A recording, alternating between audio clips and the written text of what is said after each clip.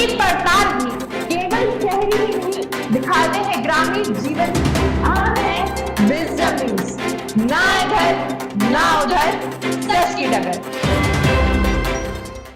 Poster लिखने पर कोल्हापुर में बवाल क्यों बढ़ता जा रहा है? जी हां, आखिरकार इसके पीछे की वजह क्या है?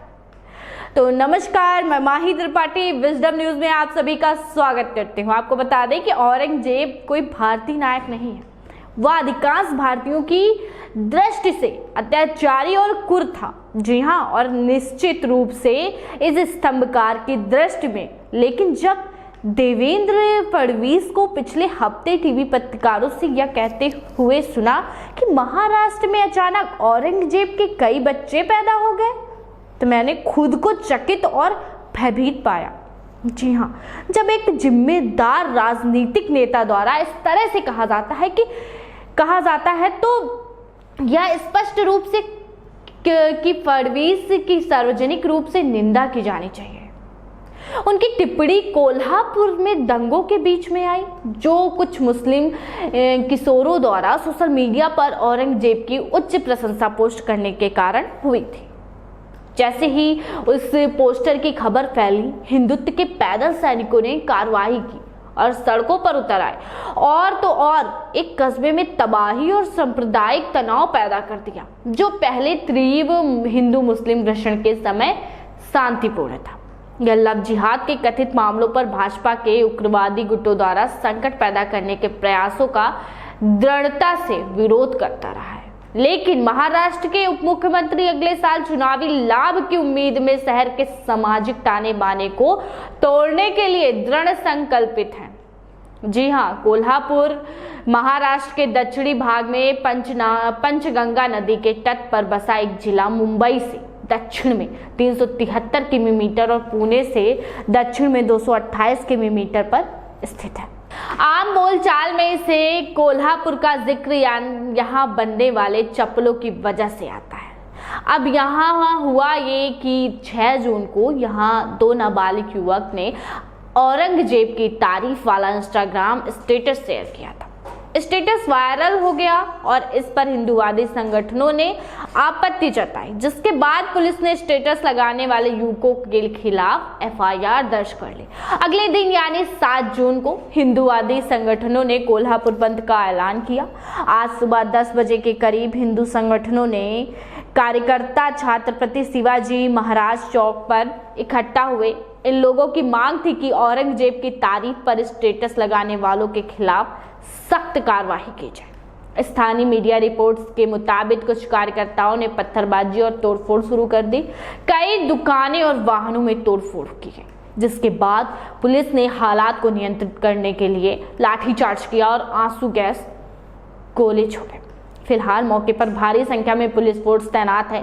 शांति बनाए रखने के लिए पुलिस की टीमें गश्त कर रही हैं। कोल्हापुर के एसपी महेंद्र पंडित ने बताया है कि अब तक 20 प्रदर्शनकारियों को हिरासत में लिया गया है, जबकि 6 को गिरफ्तार किया गया है। तो वहीं उपद्रवियों पर दंगा, सार्वजनिक संपत्ति को नुकसान पहुंचाने, सरकारी कर्मचारी व हमले की धाराओं में मुकदमा दर्ज किया गया। हालात अब नियंत्रण में हैं, ऐसा पुलिस कप्तान का कहना है। कोल्हापुर की घटना पर हो रही राजनीतिक बयानबाजी पर आएंगे, लेकिन उससे पहले चलते हैं अहमदानगर, जिसका नाम बदलकर अहिल्याबाई नगर करने की घोषणा की जा चुकी है। अभी आधिकारिक नोटिफिकेशन आना बाकी है। जी हां, कोल्हापुर से करीब 300 किलोमीटर दूर स्थित इस जिले में 2 दिन पहले ही औरंगजेब का पोस्टर लहराने की घटना सामने आई थी। 4 जून की रात फकीरवाड़ा इलाके में एक दरगाह के पास उर्स जुलूस निकाली जा रही थी। जुलूस के दौरान AIMIM के जिला अध्यक्ष और उनके कुछ साथियों ने औरंगजेब की तस्वीर लहरानी शुरू कर दी। अगले दिन इस घटना पर प्रतिक्रिया देते हुए उप मुख्यमंत्री देवेंद्र फडणवीस ने कहा है, अगर राज्य में कोई औरंगजेब का पोस्टर लहराता है तो इसे बर्दाश्त नहीं किया जाएगा। तो वहीं औरंगजेब का पोस्टर लहराने वालों के खिलाफ सख्त एक्शन लिया जाएगा। इस देश और राज्य में हमारे पूज्य छत्रपति शिवाजी महाराज और छत्रपति संभाजी महाराज हैं। विपक्ष दलों की ओर से भी इस घटना पर प्रतिक्रिया आई। एनसीपी की राज्य इकाई के अध्यक्ष जयंत पाटिल ने कहा है कि राज्य सरकार को कानून व्यवस्था बनाए रखने के लिए उचित कदम उठाने चाहिए। तो वहीं शिवसेना ने कहा है कि राज्य सरकार दावे तो बड़े बड़े करती है, लेकिन इस तरह की घटनाओं के सामने आने पर सख्त कार्रवाई करने में विफल रहती है। राजनीतिक बयानबाजी शुरू हुई तो पुलिस ने 4 लोगों के खिलाफ एक समुदाय को दूसरे समुदाय के खिलाफ अपराध के लिए उकसाने, धार्मिक भावनाओं को आहत करने की धाराओं में केस दर्ज किया और आरोपियों को गिरफ्तार कर लिया। जी हाँ, यानी कोल्हापुर औरंगजेब को लेकर शुरू हुआ विवाद पहला नहीं था। इससे पहले अहमदनगर में भी इस तरह की घटना हो चुकी थी। इसके बाद एक लगातार मामले आए तो विपक्षी दलों ने सरकार पर निशाना साधा। एनसीपी नेता अजीत पवार ने कहा है कि छत्रपति शिवाजी महाराज राज्याभिषेक के 350वीं बरसी पर युवा औरंगजेब का स्टेटस और पोस्टर क्यों लगा रहे हैं, ये बड़ा सवाल है।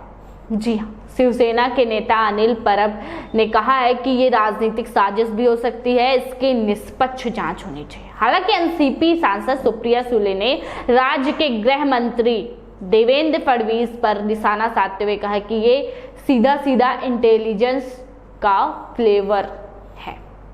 जी हाँ, वहीं दूसरी तरफ मुख्यमंत्री एकनाथ शिंदे और उप मुख्यमंत्री देवेंद्र फडणवीस ने कानून व्यवस्था का उल्लंघन करने वालों पर बड़ी कड़ी कार्रवाई की बात कही है। फडणवीस ने कहा है कि अचानक से महाराष्ट्र में औरंगजेब की कुछ औलादें पैदा हो गई हैं, हम इनको ढूंढने निकले।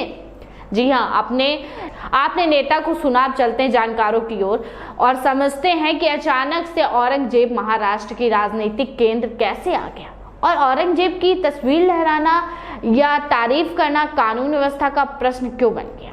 ताजमहल के बगल में मुगलों से जुड़ा एक म्यूजियम बन रहा है। सितंबर 2020 में उत्तर प्रदेश के मुख्यमंत्री योगी आदित्यनाथ ने इस म्यूजियम का नाम छत्रपति शिवाजी महाराज के नाम पर रखने का ऐलान किया है। कहा है कि मुगल हमारे नायक नहीं हो सकते, शिवाजी हमारे राष्ट्रवाद की पहचान है। इसी लहजे से बात आज देवेंद्र फडणवीस कह रहे हैं, यानी एक साफ बाइनरी है। औरंगजेब बनाम शिवाजी, मुगलों और मराठों के बीच कई छोटी बड़ी लड़ाइयाँ लड़ी गई। दोनों ने जीत का जश्न भी मनाया और हार का शोक भी। इस बीच समझौता और कूटनीति का खेल चलता रहा। शिवाजी एक फारसी दुनिया में रहते थे। जब दिल्ली पर मुगल काबिज थे, उनकी माँ जीजाबाई का परिवार मुगलों के खेमे में था और पिता बीजापुर के जनरल शाहजी भोसले ने भी एक वक्त मुगलों ने अधीन काम किया था। पिता को ही कैद किए जाने के बाद शिवाजी ने औरंगजेब के खिलाफ मोर्चा खोला, भगवा परचम तले समर्थन जुटाया, अपनी सेना तैयार की और औरंगजेब के शासन का सबसे बड़ा विद्रोह खड़ा किया। यहाँ तक कि जब शिवाजी ने खुद को संप्रभु घोषित किया और छत्रपति की उपाधि ले ली, औरंगजेब के लिए वो अराजकता पैदा करने वाला एक पहाड़ का चूहा ही थे।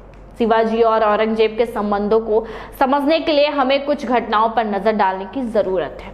तो बता दें कि 1663 में शिवाजी महाराज ने शाइस्ता खां पर पूना के लाल महल में हमला किया। 1664 पर सूरत पर हमला किया। इन दो घटनाओं से औरंगजेब बौखला उठा। उसने राजा जय सिंह को शिवाजी पर हमला करने के लिए भेजा। जय सिंह ने मराठाओं के कई किलों पर कब्जा कर लिया। 1665 में जय सिंह और शिवाजी के बीच संधि हुई, जिसे पुरंदर की संधि के नाम से जाना जाता है। संधि के हिसाब से शिवाजी को अपने 23 किले मुगलों को सौंपने पड़े। शिवाजी के कहने पर संधि के एक खास बिंदु जुड़वाया गया कि शिवाजी मुगलों की तरफ से लड़ने को बाध्य नहीं थे, ना ही उन्हें मुगल दरबार में पेश होने के लिए मजबूर किया जा सकता है। लेकिन इसके बावजूद औरंगजेब शिवाजी को ये मनवाना चाहते थे कि मुगलों के अधीन हैं। इसलिए 1666 में उसने शिवाजी को आगरा आने का बुलावा भेजा। शिवाजी महाराज ने इनकार कर दिया और औरंगजेब ने खत भेजकर कहा कि आपको बतौर शाही सम्मान आगरे का न्योता दिया जाता है। मन में बिना कोई संकोच रखे आप यहाँ आए। 9 मई 1666 को शिवाजी आगरा पहुंचे। 12 मई को शिवाजी औरंगजेब की दरबार में पहुंचे। औरंगजेब ने शिवाजी को दरबार में पीछे खड़ा करवा दिया। तीसरे दर्जे के मनसबरोदार के साथ। बाद में उन्हें आगरे से बाहर जयपुर सराय में नजरबंद करा दिया गया। शिवाजी को इसका अंदेशा पहले से ही था, इसलिए उन्होंने ऐसा दर्शाया जैसे कि वो बहुत खुश हैं।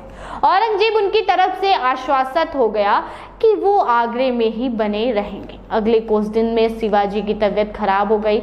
मुगल हकीमों ने उनकी दवा दारू का इंतजाम करवाया। इस दौरान शिवाजी अपने बिस्तर पर ही लेटे रहे।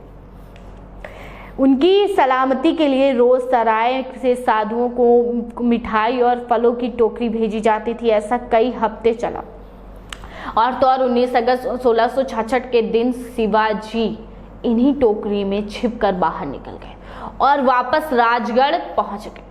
हमने आपको पूरी राजनीतिक बताई, शिवाजी और औरंगजेब के बीच का संघर्ष बताया, लेकिन एक सवाल ये भी है कि औरंगजेब क्या बला है जो गाहे बगाहे उगाता है? तो पहले थोड़ा उसका प्रैक्टिस जान लेते हैं। आज के उज्बेकिस्तान का एक कबीलाई सरदार हुआ करता था जाहिरुद्दीन। उसने 1526 में दिल्ली के सुल्तान इब्राहिम लोदी का पानीपत की पहली जंग में हरा दिया और वहां से शुरू हुआ मुगल साम्राज्य। जिस वार लॉर्ड की बात हमने कही उसे हम बाबर के नाम से जानते हैं। हालांकि तथ्य तो ये भी है कि जिन्हें हम मुगल कहते हैं वो खुद को तैमूरिया कहते हैं। खैर, मुगलों या तैमूरियों ने 16वीं और 19वीं शताब्दी तक दक्षिण एशिया के ज्यादातर हिस्सों पर शासन किया। अब हम फास्ट फॉरवर्ड करते हैं। बाबर के पोते का पोता था शाहजहां, जिसके नाम पर जामा मस्जिद, लाल किला और ताजमहल जैसे आर्किटेक्चर के करिश्मे भी हैं। सबसे विवादास्पद मुगल, हालांकि औरंगजेब और उनके दादा अकबर के बीच की एक कंपटीशन रहता है कि कौन ज्यादा विवादास्पद है, मगर इस रेस में औरंगजेब आगे निकल ही जाता है। औरंगजेब को एक अच्छे सैनिक और रणनीतिकार के तौर पर देखा जाता है, एक विस्तारवादी के तौर पर जिसने अपनी आखिरी सांस तक अपने शासन की सीमाओं को फैलाया, लेकिन उसके हाथ पर बहुत खून भी है। वो एक भयानक गृह युद्ध के बाद तख्त पर बैठा था, अपने भाइयों का कत्ल करवा दिया और अपने पिता को मरते दम तक कैद में रखा। अलग अलग मीजान के इतिहासकार उसे अलग अलग नजरिए से देखते हैं। उसकी शौर्य गाथाओं पर भी किताबें और लेख मिल जाएंगे और उसकी बर्बरता पर भी। मेडिवल इतिहास के प्रसिद्ध इतिहासकार इरफान हबीब कहते हैं, he is not everyone cup of tea, certainly not mine. मिली जुली पिक्चर है।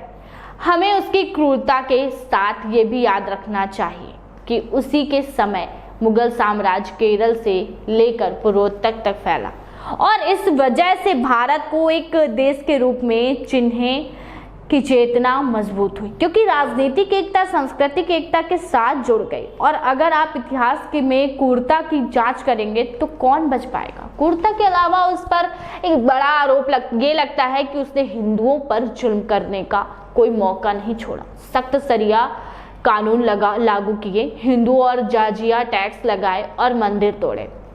सोशल मीडिया पर तो यह तक लिखा गया कि औरंगजेब ने 46 लाख हिंदुओं को मारा। हालांकि इन हत्यारों और कितने मंदिर तोड़े गए इसका कोई पुख्ता नंबर नहीं मिलता है। बहरहाल उसने मंदिर बनवाए भी, ये एक बात कम लोग बताते हैं। जैसे चित्रकूट का बालाजी। औरंगजेब के 49 साल के राज में मुगल राज की सरहदें जहां तक गई वहां तक कोई और मुगल फिर नहीं पहुंचा, लेकिन शासक को याद कैसे करें?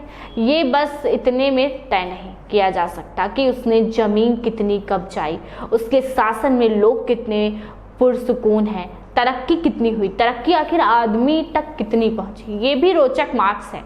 तो हम औरंगजेब को कैसे याद करें? एक महान राजा की तरह या अतताई की तरह? देखिए, जितना हमें समझ में आया वर्तमान की तरह ही इतिहास की ब्लैक एंड वाइट नहीं है, ग्रे है, बहुत हद तक ग्रे है।